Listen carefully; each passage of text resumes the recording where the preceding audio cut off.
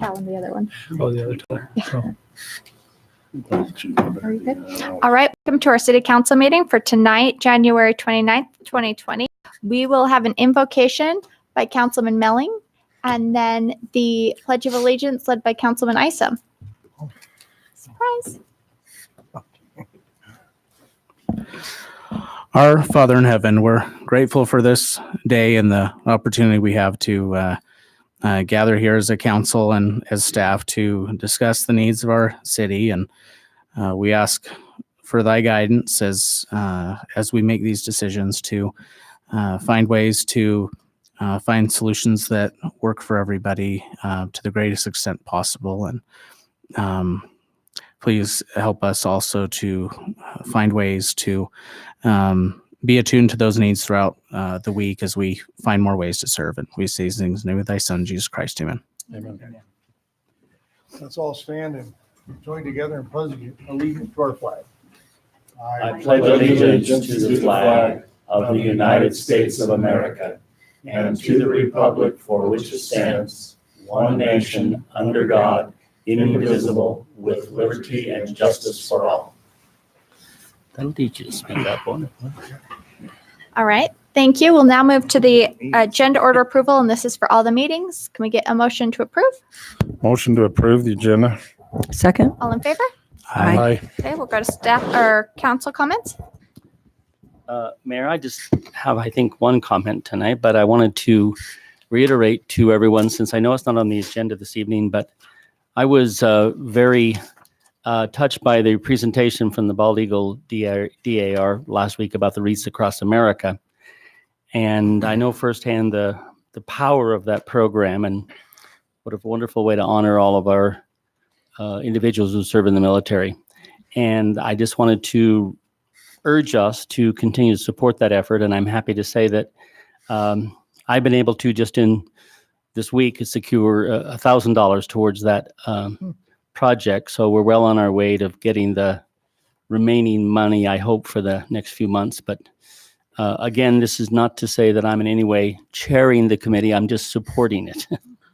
So I just wanted to report that. Hey, I had a question on that. Maybe you can answer. Maybe. So when they come to our cemetery, then does that mean it's a designated cemetery? And this would be every year that we would have to have another $10,000 to keep doing Yes. it? Or is it? No. Every year you're paying for the wreaths. Yeah, And so it every all year depends it's- on how many veterans there are. And we're 802 plus now. So yeah, it's every year. Okay. That was one of the first questions I asked him, if it was an ongoing expense every year And- to do this. And I'm not sure how this will impact our veteran cemetery when it is online. And that's obviously something we'll have to address when the time comes, I think.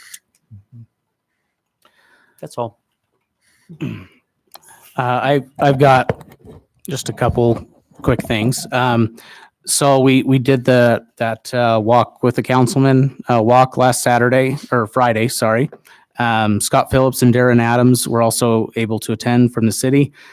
We had about 8 to 10 other community members join us at different points along the walk. I'm working on a report, should be done here in the next day or two for the mayor and staff, just regarding a couple little things, faded paint in front of fire hydrants, things like that, that could maybe use a little sprucing up, as well as so good conversations with those residents, see what their concerns are, and maybe work towards some better long-term solutions for them. Another item, the next walk will be Saturday, February 22nd. I'll announce it again as it gets a little closer. That'll be from 10 a.m. to noon in the Northfield Road and North Cedar Boulevard area. So that's Saturday. Yeah, Saturday, the third Saturday of February, and February 22nd. And then finally, this Saturday, I'm going to start my drive a car one day a week campaign to raise awareness as we revisit our general plan to the plight that many of our residents face as they whether for medical or legal or economic reasons, cannot drive, that we need to be aware of that as a city, in finding ways to plan for those residents who cannot drive and need to either bum rides or walk everywhere, and kind of document days in that life throughout the month of February. So I'll just post that on social media and maybe do another report at the end of the month on that. Great, thank you. Right. Any other comments? No? All right, we'll move on to staff comments. Are there any? Okay, move to the business agenda with our public comment portion. If there's anyone from the public that would like to address council. Okay, then we will move to our consent agenda. Item number 1, approval of minutes dated January 8th and 15th, 2020. Approval of bills dated January 24th, 2020. Approve a single event alcohol permit for SUU Art Museum on March 7th, 2020. Approve a city plan for Juniper Grove subdivision located at approximately 1575 South, 1200 West, and approve the 2020 board appointments. Mayor, excuse me, I'm sorry. I have one question on the bill. I'm so sorry. So sorry, didn't mean to okay. jump you. Yes. We have under architecture at Campbell and somebody architecture. I'm just wondering what that was for. Is that for the Fleet building, or is that? I was just wondering. Okay, I just wanted a clarification of what we were having architectural work done for. Thank you. That was my only question. With that, I'm good. Move to approve the consent agenda items. Second? All in favor? Aye. Okay, we'll move to our action agenda. Item number 6, consider an ordinance restricting parking along College Ave for East Elementary School for student pickup.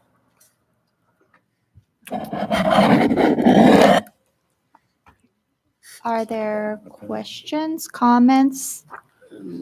I guess just the only, I mean, it was a written sort of description, 200 feet from the east side and 300 feet from such and such side.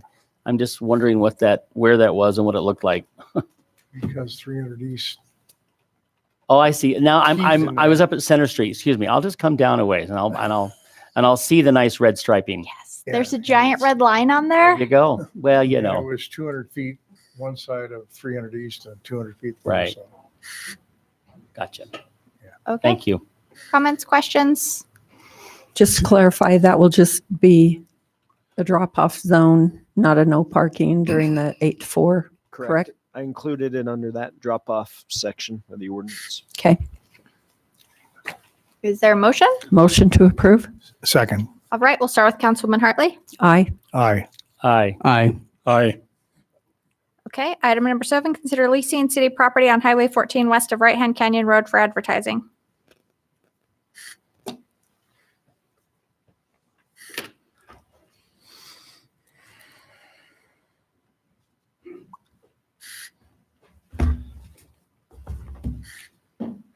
For those of you who don't know me, my name's Marcus Hanson. I'm the principal broker at Coldwell Banker Advantage. So I work for Colonel Roberts, and I'm here to represent him and our interest tonight.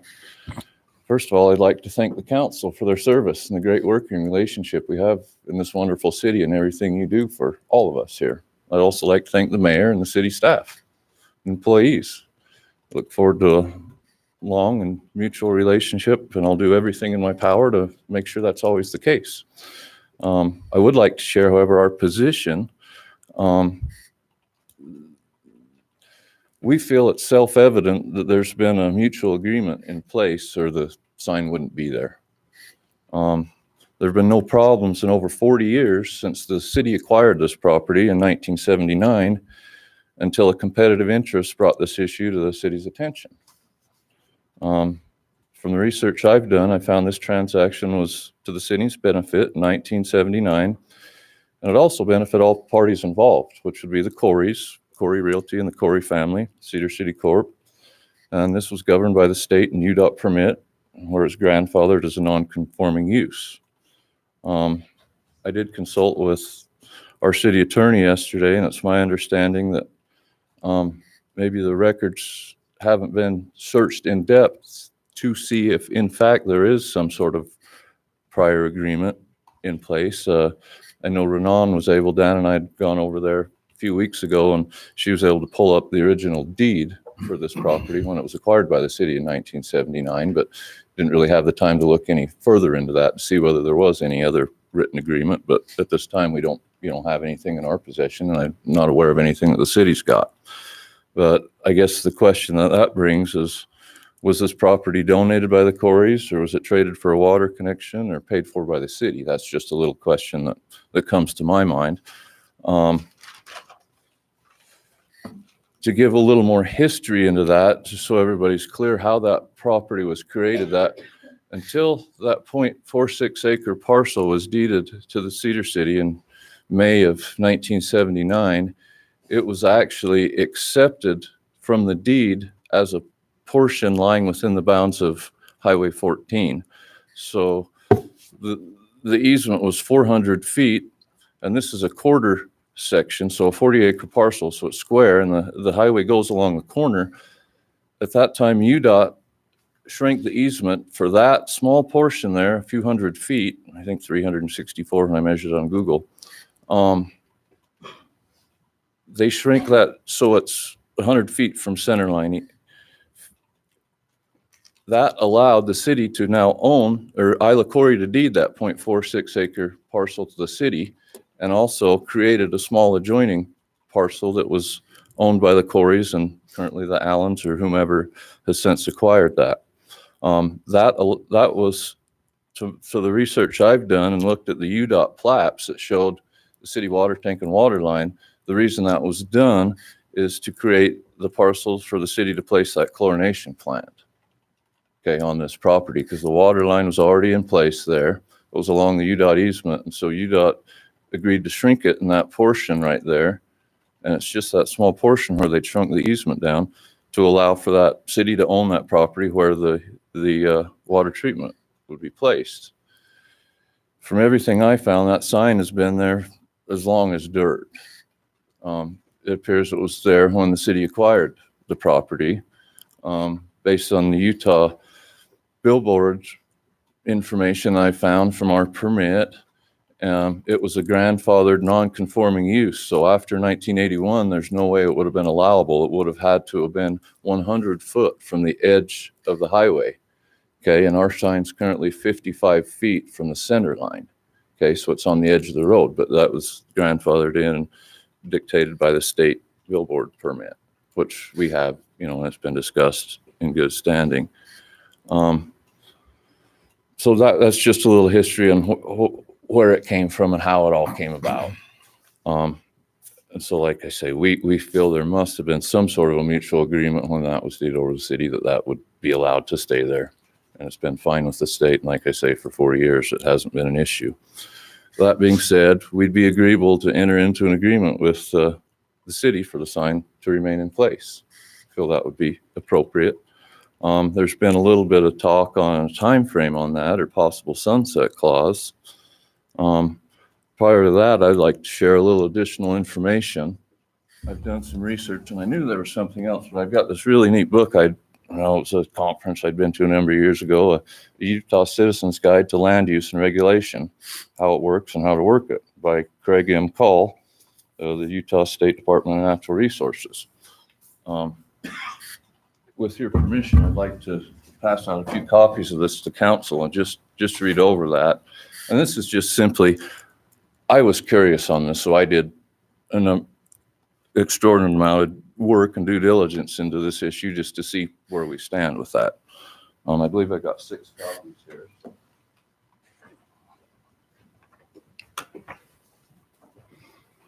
Thank you. Thank you. Thank you. Do you need us to share so staff can have more of them, or? And if Renan could have one. Hey, just get on there. Yeah. Okay. The three of us will share this one. Here, I can share. No, we're good. Tyler and I We, can share. no, we're good. You keep that. I should have We're made a good. few more copies. I apologize. But what I've found in here, I just want to highlight a few things. This is the book, but a brief discussion of billboards as distinctly regulated is justified mainly because of the unique status granted them under the Utah state law. Such ordinances routinely differentiate between on-premise signs and off-premise signs. Off-premise signs are usually billboards, and that's what I believe our sign would be considered, because we have the billboard permit. On-premise signs are generally allowed with much more flexibility and acceptance than those located off-premises. At the local level, the sign that a mom and pop want to install is usually looked upon with some favor, while the absentee corporate owners of the large billboard panels are sometimes not afforded much hospitality. At the state and the federal level, however, the scale is tipped. The outdoor advertising industry has been very savvy and actively involved in political campaigns, lobbying, and influencing federal and state legislation. The discretion of local municipal officials and the Utah Department of Transportation is somewhat limited by targeted state statutes, which provide that non-conforming billboards cannot be amortized, phased out over time, like other non-conforming uses, or terminated by fire or other casualty. Billboards can only be acquired through eminent domain or voluntary agreement with the sign owner. Outdoor advertising is regulated by state law as well, and the number, size, and location of signs can be regulated. Special licenses and permits are required to install a billboard, but many existed before such laws came into effect. And I thought that was a key point. Under the Utah Outdoor Advertising Act, if a state highway project requires the removal of a sign, the owner has a statutory right to relocate it at the expense of the governmental entity funding the road project. Billboard owners also have the right to raise signs if their visibility is reduced by sound walls or other highway improvements. Local government entities are directed by state statute to allow the relocation or height adjustment as a special exception to the zoning ordinance. These protections are not extended to signs of local businesses. The definition of billboard in the code refers specifically to the signs that do not advertise a business located on the same premises as the sign. As you can tell, the land use rules that apply to billboards are unique. If one is interested in this corner of the law, state statute must be reviewed, since they will control if there is any conflict with local ordinances. And so there's a few of these state codes that it mentions on the next page. So I pulled up 10-9A-512, which you've got a copy of there, effective 5/8/2018, termination of a billboard and associated rights. A municipality may only require termination of a billboard and associated rights through A, gift, B, purchase, C, agreement, D, exchange, or E, eminent domain. So we can read through the rest, but that was just in a nutshell. I wanted to, it's a good synopsis of how billboards, and it was good information for me. So I thought it would be very pertinent for the council members to have. Just one note on all of that, council. You have a lot of hats that you wear. Sometimes you wear a hat in a regulatory manner, such as when you're passing zoning ordinance or sign ordinance. Sometimes you wear a hat in a manner where you're asked to make a donation to a good cause. Shakespeare comes to mind. Sometimes you wear a hat as a property owner. And when you wear that property owner hat, you have all the rights of a property owner. The city as a corporation does. Everything that was just cited refers to the Municipal Land Use Development Act, which is regulating us when we wear our zoning hat. This whole issue isn't about zoning. It's not about the city sign ordinance, because our sign ordinance doesn't reach out into the unincorporated county. It's not about any regulation that you can pass. The only thing that it's about is a business having a sign on our property and whether or not we want to lease them our property. That's it. So all of these regulations that the state has that regulate us when we're passing laws and ordinances, they're not really on point here. This is just the city as a landowner deciding whether or not on our land as a city we want a billboard. And I recognize and I interpret that, Paul, but I just felt it would be pertinent to share how billboards are handled, a little more history and background on that matter. Well, there's no question that the large billboard companies, because I've been at the state legislature a lot, and they are very savvy in passing laws that benefit the large billboard companies. Yes. And sometimes because of their lobbying efforts and their campaign contributions, et cetera, they are very savvy that way. Yeah. I I think, Marcus, were you here last week? Yes, I was. Okay, I couldn't remember. But I shared that my thoughts at least were, and I have a grave concern whether it was Caldwell Banker or J.C. Penney's or whatever the sign was, that our canyons need to remain pristine. And I'm I agree with concerned that. as we grow to 60 or 70 or 80,000 people that we still can drive up Cedar Canyon and have an opportunity to be in the outdoors. And we're very fortunate to have it so close. You bet, we are. And I clearly understand my inclination, and I don't speak for anybody else. My inclination is that I'm not comfortable entering into a lease on this sign. However, that being said, if you feel that there is some kind of agreement that we haven't located yet, and if there's an opportunity to find that agreement, then I'm willing to table this until such time as we can do it. But if we're not willing to do that, my personal inclination is not enter into a lease on this property. Okay. And give an appropriate time, whether it's 90 days or 120 days or something, to have the sign removed. What about if we were to acquire a sign alteration permit? You know, I mean, some maybe concerns or comments have been raised about the condition of the sign, and that's something I've been looking into and, you know, redoing the back. But, you know, we could get a sign alteration permit and put "Welcome to Cedar City" on the back where it's coming down Highway 14. You know, there's going to be no more signs in place. That's a restricted route by being a scenic byway. Right, correct. There'll be no more signs other than that one. But we could, you know, enter into a partnership or agreement with the city where we'd put a "Welcome to Cedar City" rider or banner on the top. I don't know if that would be a misnomer or not. You're entering into Cedar City property. The city in '83 acquired the federal land adjacent to this 0.46 acre piece. So there's at least 80 acres that the city owns right there. So, I mean, that would be something to look into. But that was just another option that I had thought that maybe we add "Welcome Cedar City" to the back of that sign. Mm-hmm. Yeah. I think I sit with Scott on, I am not willing to enter into a lease. Okay.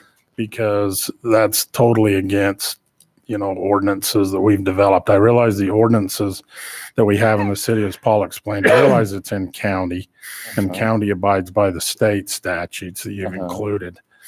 But I just, you know, we don't lease off-premise signs, you know, it just doesn't set right with me. And I mean, I'm not against it, as I mentioned before. I know it's been there forever.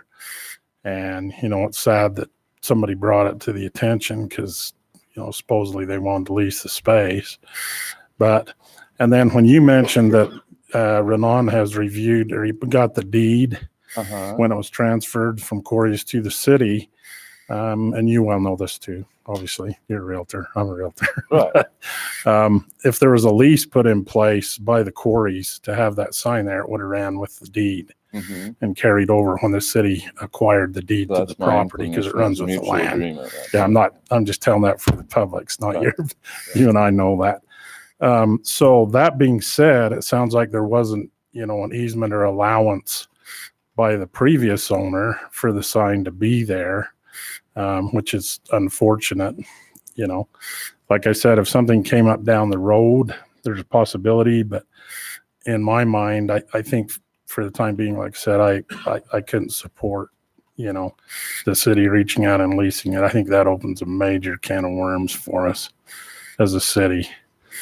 And so I think you can see my honesty in that because I'm saying that because of, you know, the way I feel towards the laws and towards the city things, when really probably people are wondering, well, why am I not favoring you? Because you and I are in the same business. But this just points out that I run with, you know, what I feel is legal and right. And so anyway, just to help you understand, because I have nothing against you guys, you know that. No, Dan, yes, thank you. Been friends with Dan and you guys forever. So, but anyway, that's just the way I feel about the leasing of it, which is kind of the point we've gotten to. That's really the issue. Because rightfully you do have, I mean, you comply with everything to state law.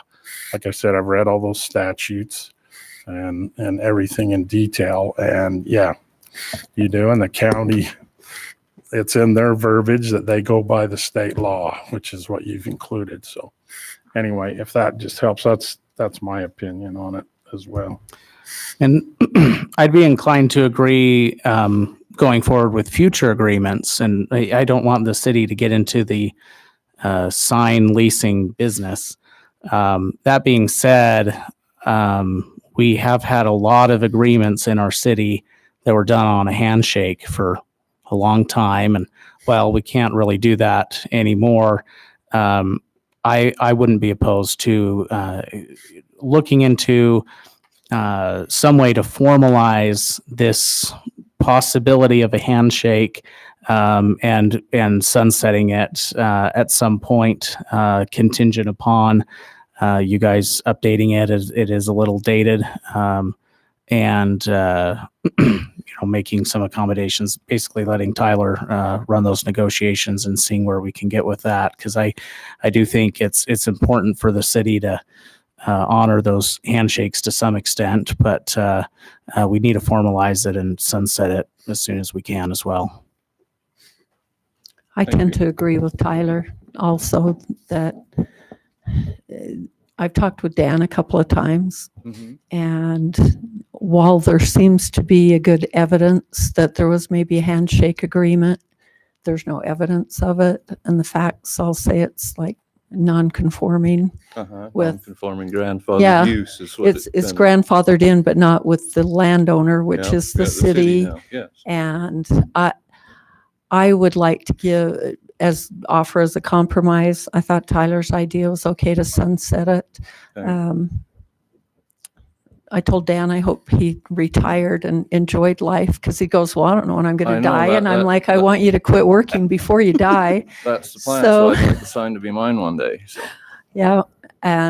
But because of the, maybe the unknown factors going into it, I'd be willing to leave it like a period of maybe 5 to 8 years. I don't know what you thought, Tyler. I didn't want to go beyond 10.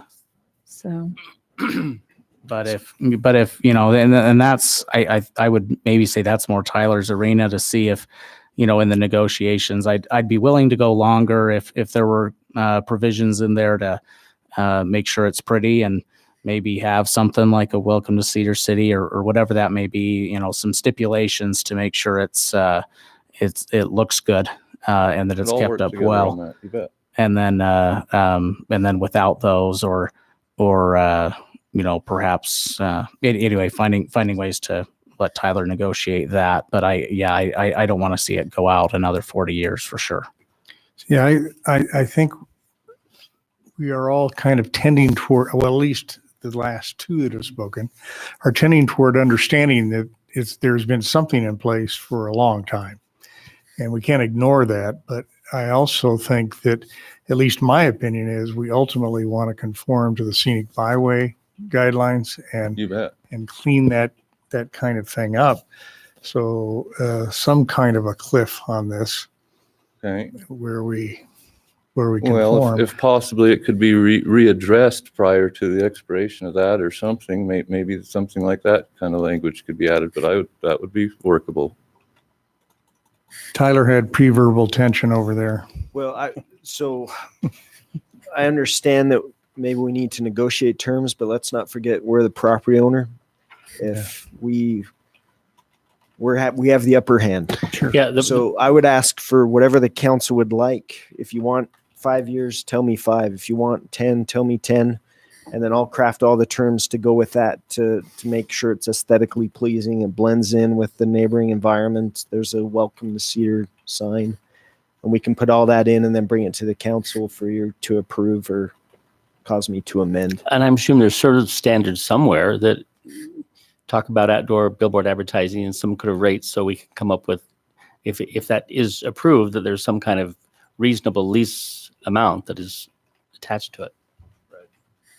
Well, that would So definitely be acceptable. with that, we need some of these. If you want to move in this Gotta make a direction, motion. we need some type of a motion with some type of a year, a type of a pricing, the different things, and Tyler can put together a lease and bring it back before you. No So idea what pricing. Pricing. I mean, we haven't been Can- charging yeah. anything Yeah. for I'll 40 do some years. research on that and then Yeah, we can both do those. Yeah, we research, you can bet. both It's Yeah. just work on that it. there would Okay. be a clause in there related to pricing and all Okay. that. I would make a motion that we allow the sign to stay there, that we have an agreement in place that collects a reasonable market rent on the sign, and that it would expire in 5 years. And that there's also a maintenance clause in there. Is there anything else you need? All right, I would make a friendly amendment that. hold on. Is there a second to that motion? We have to see if there's a second first. I will second that motion. All right, all in favor? Aye. Aye. Aye. Okay, there we go. You could make a different motion if you would like. but Sorry, there's- my only concern is, I do think we should enter into this agreement soon. So if, if we can't come to terms within 90 days or so, what's the default there? Well, this will be back before you as soon as Tyler gets it done. Oh, cool. Okay. I attended law school just like you. I just Google and it just pops up. Right. I have it ready tomorrow. 3-year Paste degree in template. using Google, right? Legal Zoom. Billboardlease.com. It's kind of like LegalZoom. I'll try to have it done you'll by get- the end of You'll next get month. 50 hits Okay. on that. Thank you. Well, thank you very much for all your time. I apologize for how much this has taken on the recent meetings, but No, I look that's forward to fine. coming Thank to an you. agreement. No, So thank you. appreciate you And very just much. work with Tyler. Perfect. Thanks There you so go. much. Thank you. All right, Marcus. item number 8, consider disposing of city property located at 100 West, 300 West along Clow Creek Road. Now, this would just initiate the process, right? Correct. This doesn't award anything. This It just would says, initiate the process of appraisal and all this vote says, if you say yes, is the council's interested in getting them appraised and putting them out to bid. Yeah. When the bids come in and we bring them back to you, that's where you go thumbs up or thumbs down on sell or no sell. Do you want to This do it this in is done sections? separately for each parcel. If that's what you want. Well, yeah. So Mr. Bronsma said he'd be willing to get his block appraised, and Mr. Green was going to do his block. But then you have Mr. Baker who came in last meeting and wants the 300 to 400 block. that's that small squared off Well, piece. Now that's Property. That's going to be my question right there with him adding, I won't approve this with the 300 to 400 block included at all until we get a plan submitted so that we can see where the trail is likely going to go and everything up to 300. Because I think we've all kind of agreed, and the Trails Committee's agreed, that we may have to terminate the trail there now if we dispose of this other property and take it over to the bridge across Coal Creek Road, which works fine with them. But I don't want to approve the trailer park extension of the fellow that was in until we know what we have there between 300 and 400. I'm okay with the rest from 200 to, or From from 100 300 to 100 is fine. But I think we need to, not allow him to take any until we see what we have there. Because I would suggest that we so don't, we could separate them. well, not do any of it. We're in the process of going Yeah, to get you our thought general about that. plan and our trails drawn up. I mean, Garth even said he's waited 30 years for that property. I'm not sure that we need to act on it immediately. I don't think he has an immediate plan to do with there. And I mean, it took 7 years of negotiation on our staff side to acquire that property. And I just don't think we should, my opinion is we should table it until after we decide what we're doing with the trail. Okay. Well, and I have a couple of thoughts too. My first one I've shared with a few members of the council, but not together, just separately. But as our city continues to grow and move in all directions, particularly the north, this industrial road area is almost the center of our town now. And while it isn't nearly as large as something that you'd see in large cities like Green Park in London or Central Park in New York City, it could potentially be a wonderful green belt in the middle of our city that we desperately need. And so I I would like us to make sure we're very careful before we start selling everything off. Now, it may be we find out at the end of our planning process that that's what we want to do, but I'm inclined to agree with Councilwoman Hartley that that's what we got to do is wait on this. Okay, and Tyler, did you review the deeds from the railroad when we purchased and the deed restrictions on there? Is this even allowable for us to sell this to another? I don't remember. It's allowable to sell, To sell it. We don't have to keep the use. but the deed restriction goes with the sale. Yeah, which was kind of, The biggest restriction in their deed was no preschools or elementary schools. That's just off the top of my head. That's the biggest thing in the. And they alerted the buyer that Yeah, there could be Yeah. toxics in the ground wow. and everything Yeah. else, right? we But forwarded that language on to Mr. Green and Mr. Baker and Mr. Bronsma, so they can get their legal representation to determine if the future use they have planned can be put there or not. That's what I'm asking. If it's okay for commercial use If we, or trailer. We Whatever. would also share with them all of the environmental work we did. All of that's of record now. I think that they're more than welcome to look at all of that documentation so they could be educated buyers before they purchase any of that property. I just know there was something in there about recreational use in that, which we thought was great because, we were going to do the walking path, greenbelt area. So that fit. That's why I was asking what else, if Yeah, we were well- okay to. When Paul and I went through that Trees all negotiation over. process, that was language we wanted clearly put in there. Okay. We'll need lighting. All right. one concern, if we do table this on the, I would like to see if whatever appropriate bodies could take this into account in the planning for the trail system, including I forget his name, the gentleman who wanted the parts between 300 and 400. Yes, to see if there's any way that we can make that work with In the design process. right in that design process. And I don't want to say in good faith or but take efforts to see if we can make that work. Where we've had a number of citizens reach out and express interest, and we do have that bridge right there. If we can make it work, I would like to see if we could maybe make that a priority in the design process. We do have to remember that just because somebody's come in, that doesn't mean that that is who would end up Right. purchasing the True. property. Yeah. Yes. So we have to not base it around one person's desires Mhm. when Right. that, who knows who could end up purchasing it and all of that. Right. So is there actually a motion yet? Just a minute, where are we at on the industrial road drawings and all of that then, which included the trail? I thought we were getting ready to even put it out and break some ground this spring. No? No, we're not there yet. We're only going to be going to Airport Road with this. Right. We can't go beyond Airport Road. Right. Yet. So one suggestion along those lines, I know engineering can do the work. I also know we have a whole bunch of other work we need engineering to do. And behind that other work we need engineering to do is a whole bunch of other work. I mean, that they do for the developers that come in with development proposals, right? So these guys are taxed. There is money set aside for trail expansion.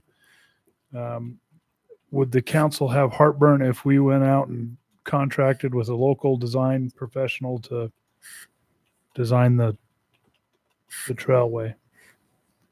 No, not as long as it met with city standards and with our overall vision for the trail system. I wouldn't have any problem with that. I'd want to see cost figures and understand. Yeah, well, it was reasonable, we but would go out and get Yeah. cost Bids. estimates. Bids and all that. We're not just gonna jump on the front step and hand them a bag of money. But if that's something you're amenable to, Then we can Yeah. explore that. And Well, that and relieve like- some pressure from engineering, and they can go on their list. well, and it's responsive to the interests of Yeah. these citizens, and I think that Like you said, the works. engineering firms are busy, they're busy. even the outside ones. Yeah. Well, and I also As we've think that experienced from with a, some other things that we've not got back on moving forward with some other projects. So from outside sources. So I'm just, that's fine. I'm not against that. I realize how busy engineering is. I kind of know a little bit about that, but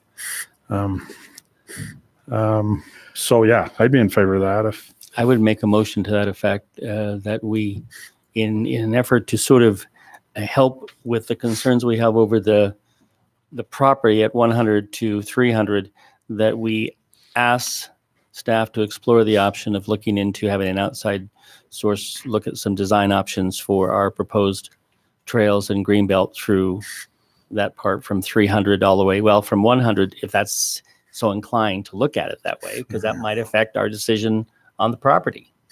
And would your motion include I tabling was these? going to say, is that table Yes, this? and in that light, I would propose tabling these potential sale of this property until such time as we have to review that design.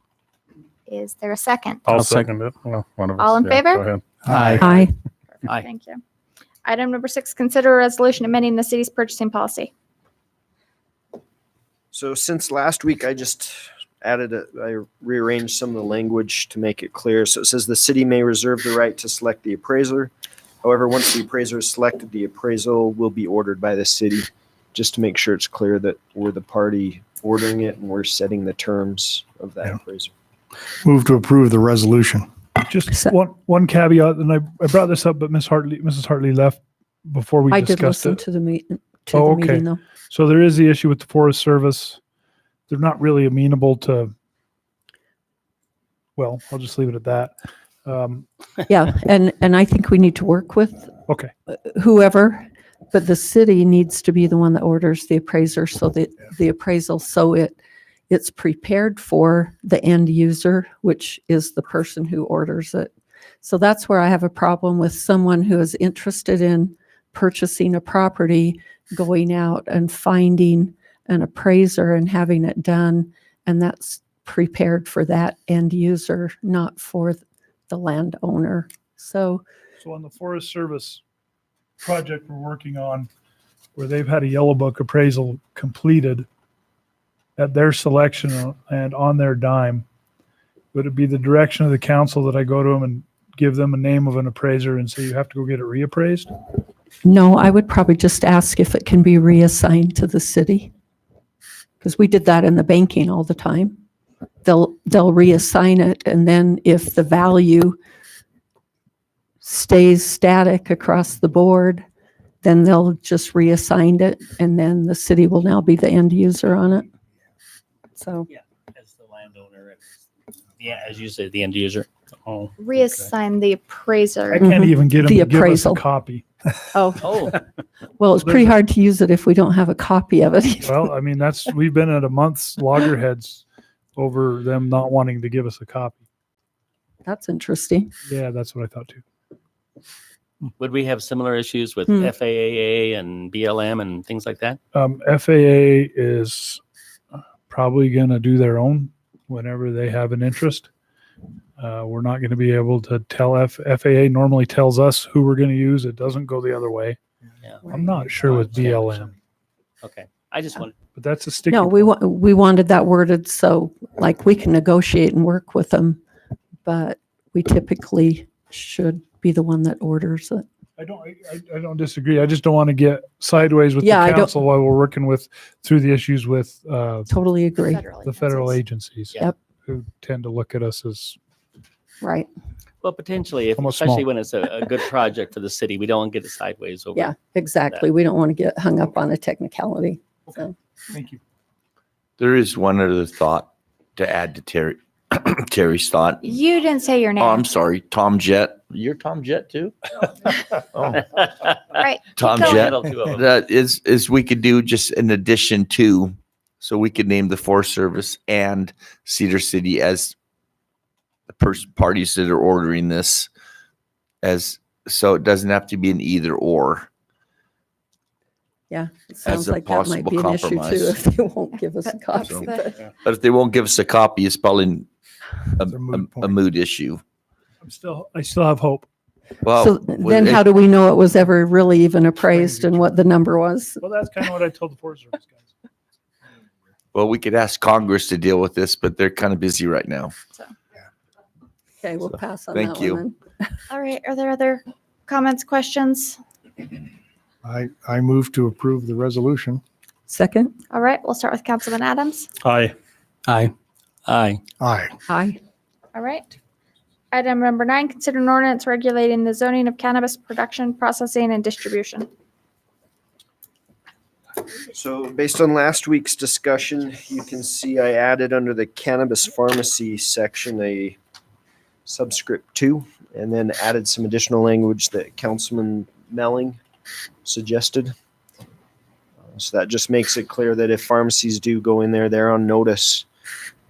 This is our high industrial zone, and they're going to be subject to noise and dust and all that stuff. An odor, Order. Yeah. not order.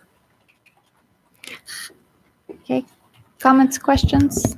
I had another question as far as if we want to make sure that we specify that if a pharmacy is allowed in the INM2, that it's attached. And I talked to Tyler about it, and he didn't have any problem with that, rather than them being able to be wherever, that it needs to be attached to the production manufacturing. Yeah, Any whether it's in the thoughts? front or the side, or no, I kind of agree with you. I've wrestled with that, and I understand the state laws, but I think if we're going to allow it there, that and the pharmacy is going to be a part of it, it should be attached to that particular building somehow. So is the thought attached to the building or just on the same parcel of land? Oh well, Or is that Probably. Same parcel. probably the same would be parcel. okay. Probably the same parcel. Perhaps I do worry that attachment or something, could create a technicality, but maybe perhaps that it's because it may, if someone has multiple parcels, but perhaps if the same if the pharmacy, and whether this is cannabis, I think regular non-cannabis pharmacies should be able to do this as well. But if they're, I guess if it's pertinent to another use that is only suitable for INM2, such as the manufacturing or distribution of a drug, I don't know where we'd get with the language there, but you know what I'm trying to say? Yeah. That if there is another use by the same entity that is well suited for INM2, then you may have a pharmacy in conjunction with that facility. So if I'm understanding some of the conversation here, so cannabis pharmacy itself on its own would be permitted in the mixed use central commercial downtown highway services INM1. It would be not permitted in the INM2. Then I would add a line that says a cannabis pharmacy that is located on the same parcel as a cannabis production establishment would be permitted in all zones. And then I would have the cannabis production establishment that's permitted only in INM2. Now I could play with that verbiage a little bit, but if that's the intent, I can try to make that clear. So I understand it anyways. I'm okay with something like that. The only thing that still gives me heartburn is I just don't like creating rules that make an exemption for one business and don't for others. And I guess if in my head, if I just personally commit to granting a variance for any other business who has whose use is incidental to an industrial use, and they want to have a retail front as part of that in INM2, then I'm okay with it. But anyway, that's just the last bit that's still making it hard for me to be 100% okay with it. But I realize we're dealing with kind of a different animal here.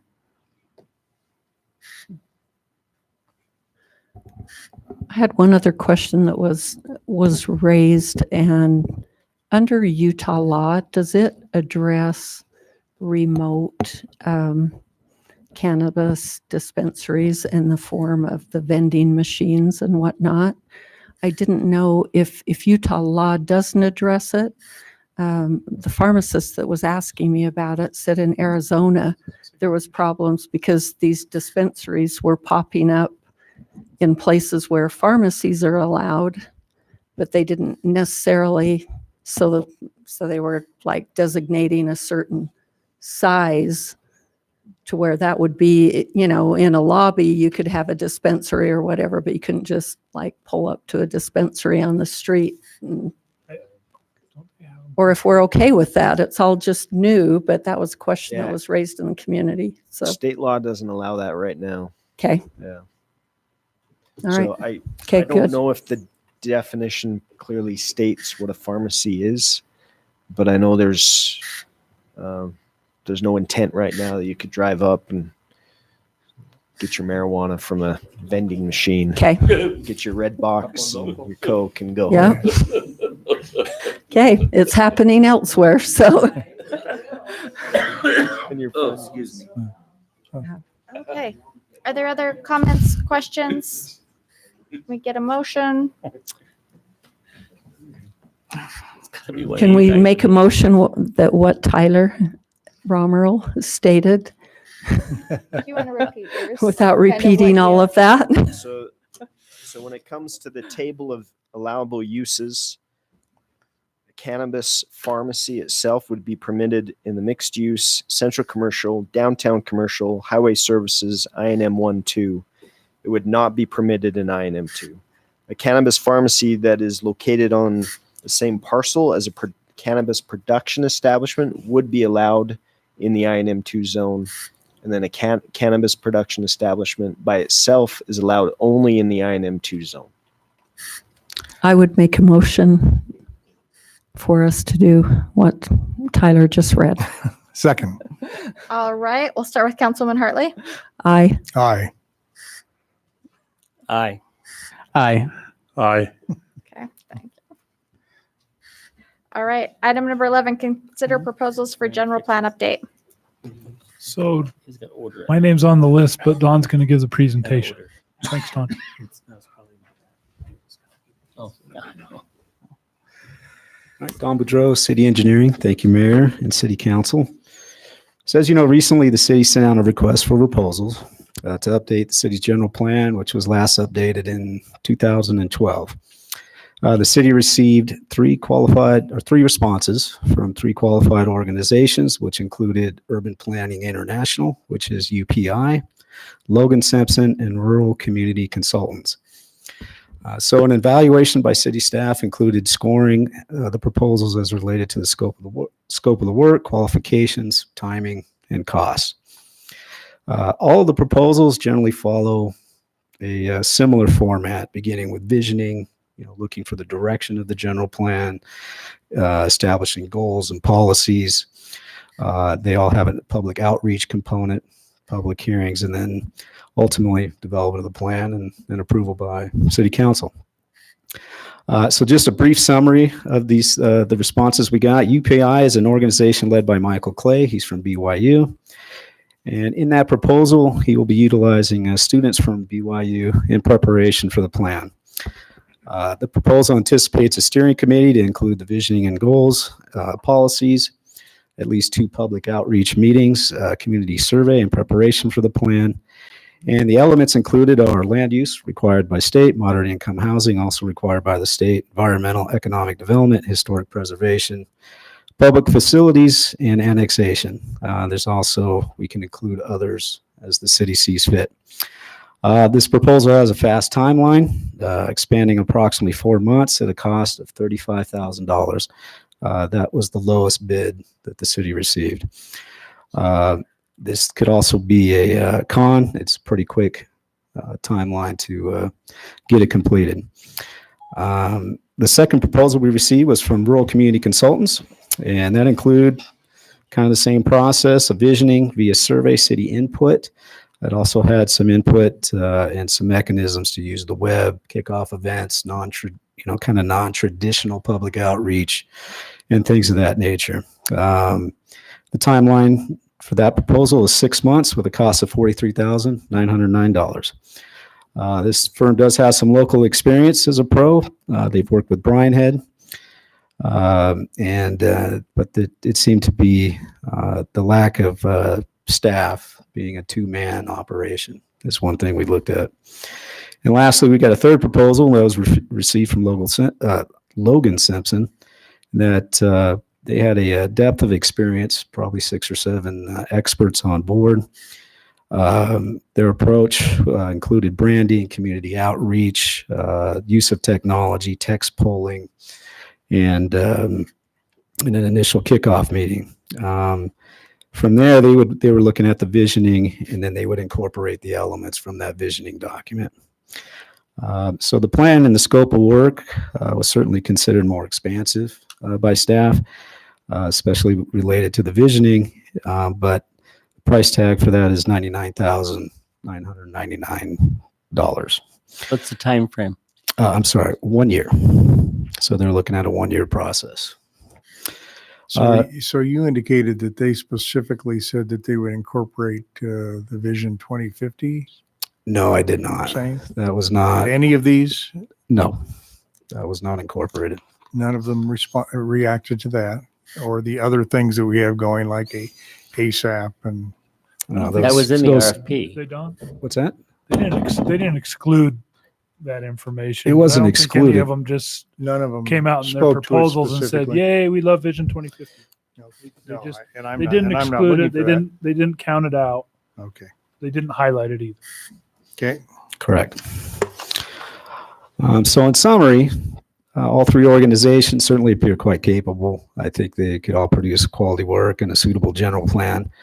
Ultimately, the candidate staff selected was UPI, Urban Planning International. We had a score of 393. Second place was Rural Community Consultants with a score of 373, and Logan Simpson with a score of 353.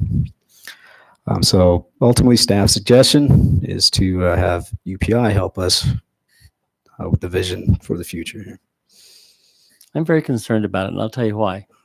I think time frame scares me a lot. Nothing, I don't know Dr. Clay other than the 90 presented here, but I reached out to a couple of communities that they worked with, Gunnison City specifically, and the city of Mona. Now I realize both of those are smaller than us, but they didn't have a good experience with this. And in speaking with the city council person in Mona and the mayor in Gunnison, they both have had to go back and redo stuff because stuff didn't get addressed by UPI. And the time frame is so short. It is short. I think we are doing a disservice to ourselves if we don't take the time to engage our community. This is an opportunity to have town meetings and bring people in and say, this is the vision we have for our city. What do you think? Whether it's schools, transportation, mixed-use developments, downtown preservation, whatever it is. I know it's the cheapest, and I get that. I'm not trying to break the bank, but I want to make sure we do this right. Now, I could be off base because I've never worked with Dr. Clay, but 4 months, I mean, they've got to be done by May because school's out, the students are gone.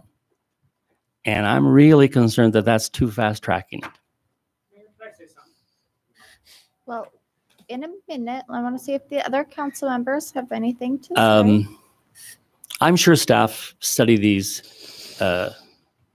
very in depth and looked at them. I don't know how extensive the proposals were, but the fact that none of us have seen them, it's hard for us to respond, I think, other than the information you're giving us. So this is my gut reaction. I don't even know the other firms, but I'm much more comfortable with a 6 or 8 or 9 month process than I am with a 4-month process. And to add on to that, from there, there's a few thoughts. So I don't have the time to organize them, so I'm just gonna say stuff. I did when Mr. Clay came here. I got the impression from their work that that these are very Utah people that understand Utah and Utah issues, which and especially rural Utah. I had an opportunity to talk with somebody who used to work with Mr. Clay, who had nothing but good things to say. The timeline does concern me, and if I mean, I don't know to what extent we'd be we have flexibility in negotiations, but I would see if there's a way to drag that out a little bit more. I liked their work product, but I am concerned about the timeline. I do think it helps with this ASAP survey, which we have some preliminaries on, a few fixes. I also understand Kim C. Gardner Institute is putting the final edits on the Vision 2050 plan. So we have had a lot of hundreds of man hours put into visioning in this community with education, government, the private sector. And it would be a shame to put all that to waste. So I do think it would be important to use that data as well.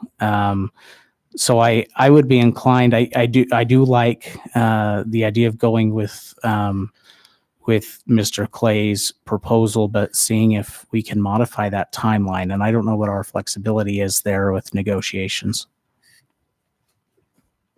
I would echo that was my first problem the night when they said that it had to be done by the end of the semester. I had concerns. I've had a lot of community members that have reached out that have experience with different facets of doing our general plan that want to be involved in the process. And I, like Scott, think that we should have some town hall meetings and discussions and whatnot. I'm afraid of the timeline on theirs is too short. And I would like to review the proposals to kind of get a feel for them before we would just make a decision. But it really helps when you guys have gone through and scored them on the different factors. So thank you for the time that you've put into it. I want to echo what has been said about the work product and the quality of the work and the fact that it is focused on rural Utah. For that reason, I would be fully supportive of hiring UPI. I don't know what flexibility they have there and whether they can continue into summer semesters or other things if town hall meetings are needed. And I echo what has been said by my colleagues. I think we need to give it the right amount of time and have the right amount of public input. But I certainly don't want it to go 9 months to a year either. I think we need to manage that process in a way that gets it done timely and efficiently. But I mean, those are my feelings. I wouldn't mind seeing the proposals. But if we do go the direction of UPI, we need to pull the trigger pretty quickly. And based upon what I've seen in terms of price and work product, they would be the one that I would recommend that we go with, and then we manage the process. But that's just me. One possible option is to table this until next week, have Don go back and speak with them about timeframes, also send you all the proposals, and have a special action meeting addressing this item next week. Okay. I'll motion that. I'll second that. All right, all in favor? Aye. All right. Well, there you go. I got it. Way to go, Don. You can say something, yes. Thank you. Good evening, Carter Wilkie. And I mean, you guys have all touched on it, and I think this goes unsaid, but as somebody, and Tom Jett can speak to this as well, and all of you can, of course, as somebody who comes to this council almost every week and the planning commission and sees the emotions. And I know that we can never get things perfect, but we have like one shot to get this right, to make the citizens of this city happy. I mean, and not everybody's going to be happy. We know that, but I know that, but the people that come here, you know, the biggest resounding thing is just they feel their voices haven't been heard. So, I mean, timeline, of course, is important. Price is important. But whichever plan it is, whichever one you feel gets the most voices heard, that I think is the right choice. And if that's town halls, if that's social media, and I know that all those companies talked about that, but coming from the public standpoint, I think if people can at least feel their voices were heard, they are going to be able to swallow whatever decision is made much better. And I think the next few years with a new general plan, if it goes okay, will be a little bit easier on everybody, and there'll be hopefully a little bit less upset people. It is their city. Yeah. Mm-hmm. It's all 32,000 of them. It's their city. So we need to listen to them. Yeah. So as best we can. So thanks. Thank you. Thank you. So we have good direction for the next week. I think so. All right. Item number 12, consider resolution amending the 2019-2020 fiscal year budget. So we have not made any alterations to what I presented to you last week. Unless there's new questions, concerns from the council, I can answer those. I guess once we decide on someone to do our plan, we'll have to do another revision, but I move that we adopt the resolution. Or if you want, Why don't we we can could put do in it two different ways. I guess we could hold the revision for a week. Would that harm us at all? So that you can include, Or we could budget in, We we can could budget ask the you to high budget number. in the high end. And if you go with the low end, then we just don't we're spend the more than rest. covered. Yeah. So would you like to make that Which do you one? think's better? Does it script public hearings and So with notice and all that- that if we hold it? so the next revision I will present is going to be late May after we've gone through the entire new budget process for 2021, and then we'll just make any adjustments for grants and revenue sources that have come in between now and So it wouldn't May. preclude us from awarding the contract. It's just that the revision would have to be done at that time. Yeah, but we kind of need a budget to spend. Budget. Yeah. If we hire the contractor, Well, they're going to start billing us. We need to- I propose then that High we, bid number, What was right? the You high know, bid I number? propose that we adopt the resolution $100,000. with a top end, yeah, So 100,000. just So add I'll put 100,000. 100,000 in the engineering department budget in the general fund. No, well, be careful. I mean, those Administration. engineers. Well, you know, Kit, he's Did a you see wild Kit? man. Yeah, his eyes just got really. How about administration? Do you want it in? Well, they're going to run through Dawn's Dawn. in- Dawn's in Run through there. engineering. It Okay. it All makes right. sense to go That's up fine. to engineering. So with that one That amendment. additional amendment, given what you've already done, then I would move to approve that resolution. Second. All right. We'll start with Councilman Adams. Aye. Aye. Aye. Aye. Aye. Tyler said you could put it in legal if you want. There we go. All right. That bar The conference. part that everyone has been waiting for. Item number 13, our audit presentation. At least some of us. I told Mr. Reese I was looking forward to it. You know, I would be willing to entertain a motion to pass over this. You still have to say your name though. Sorry, I only come once a year. Caleb Reese. And I am doing the audit presentation on your financial presentation on your audited financial statements. So first off, I wanted to express my thanks to the city staff for their countless hours in being able to gather all the information that I was able to review and ensure that it was all in order for what we looked at. So Jason, Wendy, Kathy, even your city attorney got involved and when asking a couple questions. And so my thanks and hat goes off to them. Looking at the financial statements, page 1 is going to be one of the most important reports. We'll kind of go over the reports and then go over a couple of numbers and see if you guys have any questions from there. So the purpose of the audit is to look at your financial statements and make sure that they are materially correct. They might be off by $1 here, $1 there, but we are looking for materiality and making sure that what the information you have in you that is being presented to you and you're presenting to the public is materially correct.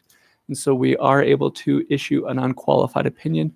Unqualified does not speak to my ability, but rather it means that my opinion does not have to be saying, this is wonderful, except this part.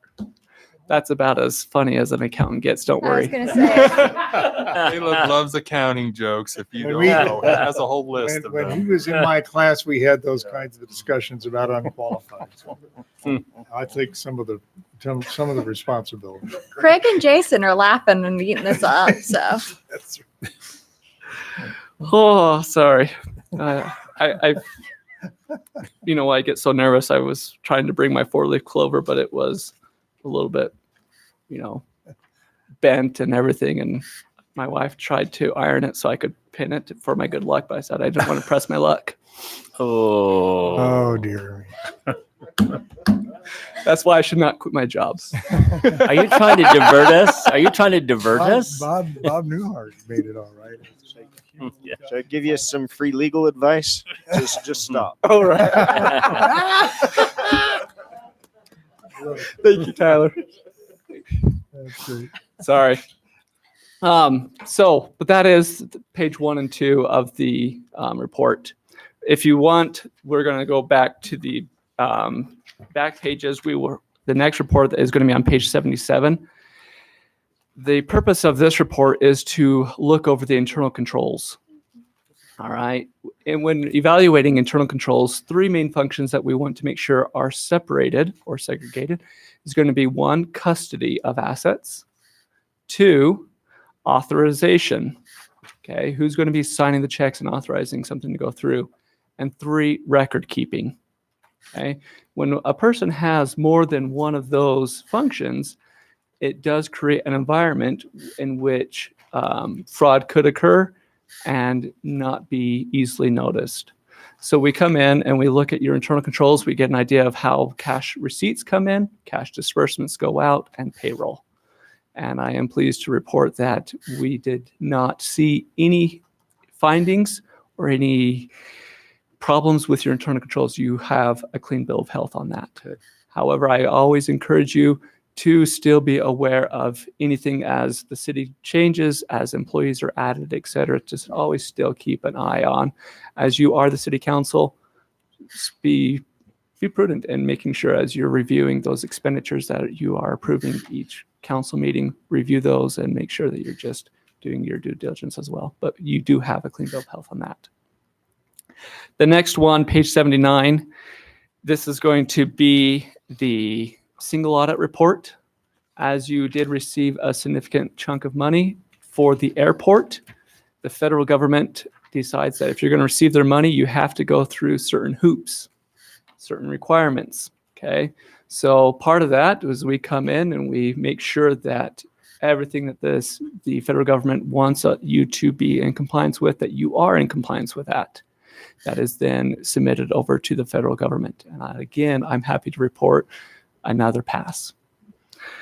The next thing that we would then look at would be page 87, which is going to be on your compliance with state laws. So each year, the state auditor has a list of things that they want us to look at. Such things would be 1, are you establishing a budget and not expending more than what your budget has established? Are you maintaining a minimum fund balance? Fund balance is just fancy word for equity, is what most people understand that to be. Okay. So other things that we'd be looking at is, are people who are hired properly enrolled into Utah retirement systems, whether tier 1 or tier 2, et cetera. And again, I'm happy to report that you did stay in compliance with the laws that were checked according to the state auditors. Any questions at this point? No, it's all good so far. Well, when you have pass on everything, right? Yeah. I mean, Fund balance to me means I still have money in my checking account. Yes. That's what it means to me. Well, technically, you could still have money in your checking account and have a negative fund balance. Yeah, well, I'm not an accountant. You could. So, but yes, you are. Be a good. For generally, you would be correct, Councilman Phillips. So, a couple things. We are seeing that you did issue the new bond for the animal shelter. However, overall, your long-term debt for bonds decreased. You will see in your management's discussion and analysis and on page 43, which goes over your long-term debts, that your long-term debt significantly increased as a result of something kind of out of your control. What you have to do, in recent years, GASB 68 came up, in which we have to watch for pension expenses. As you are enrolled in the Utah retirement systems, you are participating in a pension. And depending on how the market goes up or down, that will affect your potential liability. It doesn't mean it's going to affect any cash flow today, next year, etc., but it does get reported. And shockingly, your pension liability almost went up about 40, actually went up about 70%, a little over $2.3 million. So that is why long-term liabilities as a whole increased, but your bonds decreased. The financial health of each fund, you will see that on those financial statements, pages 20, and when I say 20, I actually meant 18 going forward. That will show you the balance sheet of the general fund, income statements for your governmental funds, and your proprietary or your utility funds. And all of them were positive. And so we are seeing good financial health within each fund.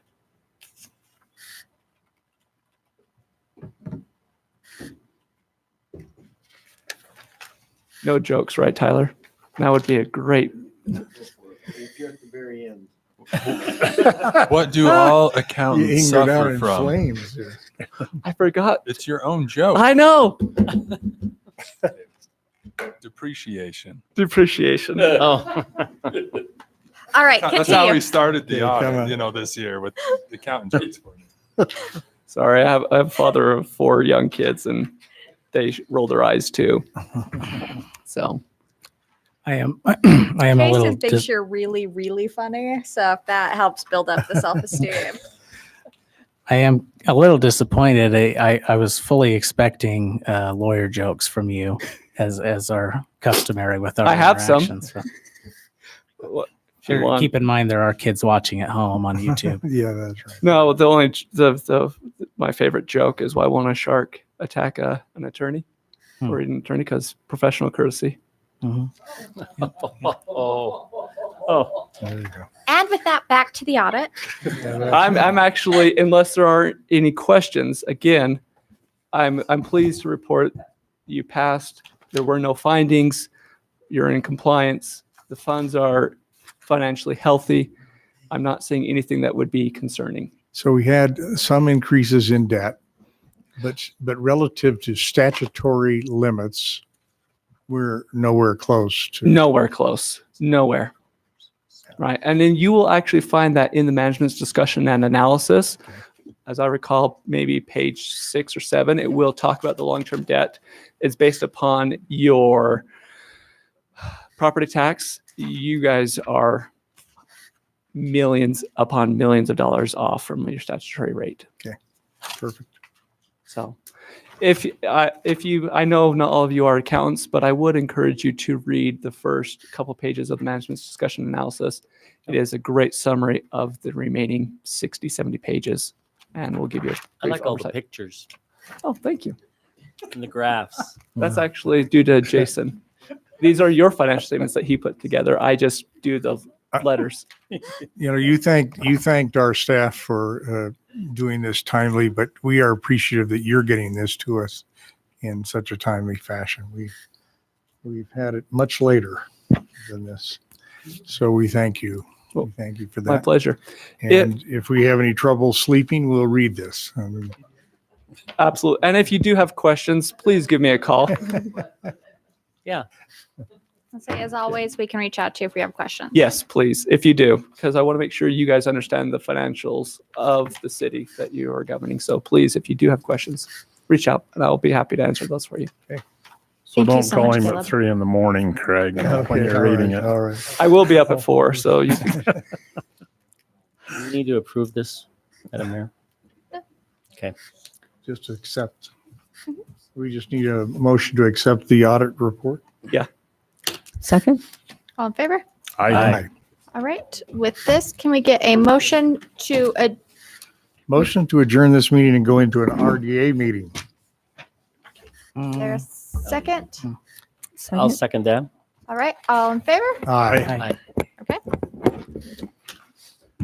Well, Then we will come back into this at the after other 2 meetings for our closed session. yeah. I have no I idea. don't know. I have no idea. It shouldn't take very long. I have one. Wow. I didn't know your cell number had changed. It didn't. Yes, it did. No, it didn't. This number you still have is my personal. Oh, I deleted it. You could have given it back to me because I put in your other one. Like the I put in your happiest I've 435 seen one. I deleted your 702 one. Now you're no longer grandfathered What's in. that of? No, you didn't Don't you tell me. You leave just it? gave me a card and said, this is my newest. Leave your computer on. Well, I forgot. These No, we're in folks- transition. Yeah. So, Anyway, it was, they were Somebody's they were logo or- participants in the Opportunity Quest competition last night. Okay. so a needle pulling through. Okay. All right, Miss Kelsey, Are I got to you get good? it back. Somebody doesn't like the prayer. Will you give it to me again? We are ready. 702. No, we didn't probably. Yes. Ron, you are on. Thank you. Okay. Perfect. All right. We'd like to welcome you to our redevelopment agency meeting for January 29th. First item on our business agenda is to consider a resolution amending the 2019-2020 fiscal budget. Jason. No change. Same thing. We didn't make any adjustments since it is the RDA for informational purposes. We have completed the Christmas lights, and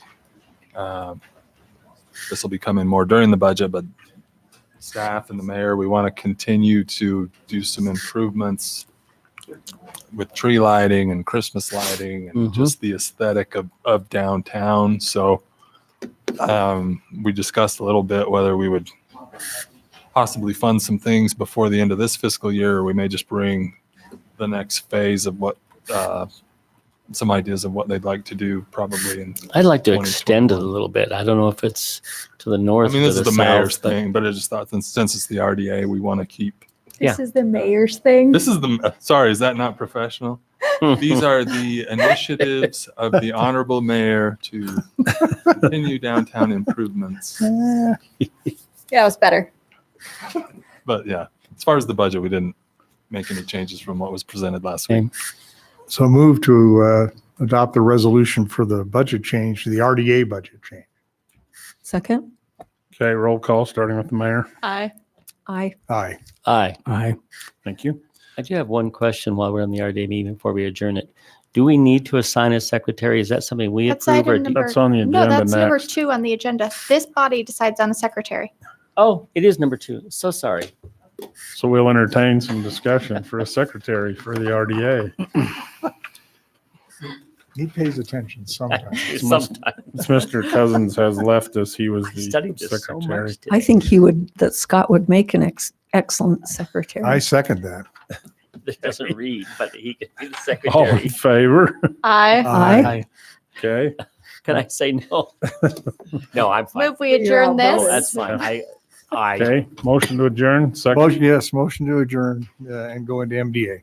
Okay. All in favor? Aye. Aye. Aye.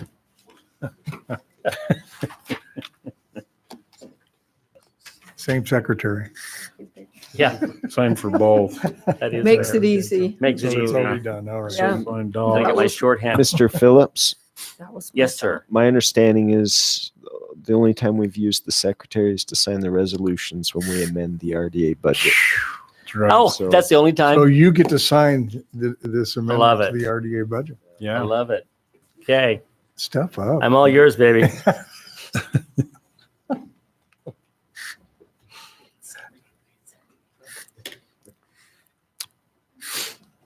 All right, we're good. Okay, we'll call the Municipal Building Authority meeting to order for January 22nd.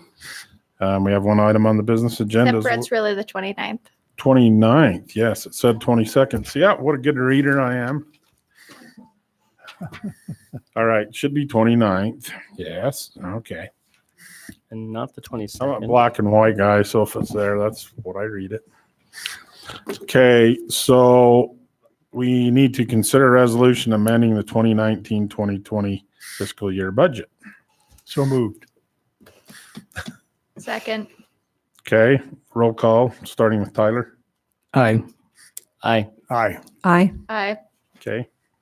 Other motion? Move that we adjourn this meeting and go back into general session. Second. All in favor? Aye. Move that we adjourn. No. We Oh, can't do we don't anything yet. You have to wait for Ronan. It's Oh, all Renan. about Renan. Yeah, it's all about Renan. It's all about Renan. We're so grateful for Renan. Yeah.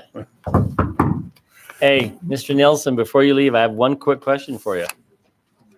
So in our budget revisions, I see there's lots of money still sitting in the trails land purchase. Does that mean we're just having trouble getting it done, or it will be done, or? Gotcha. I'll sell you mine. I'll take all that money and. Yeah. Okay, cool. Yeah, at least bad. Very cool. Can't wait. So motion to leave our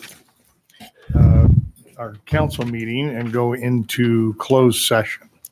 Second. All right, we'll do a roll call starting with Councilman Hartley. Aye. Aye. Sorry. Aye. Aye. Aye. All right, thank you. Sorry, I hadn't moved back in the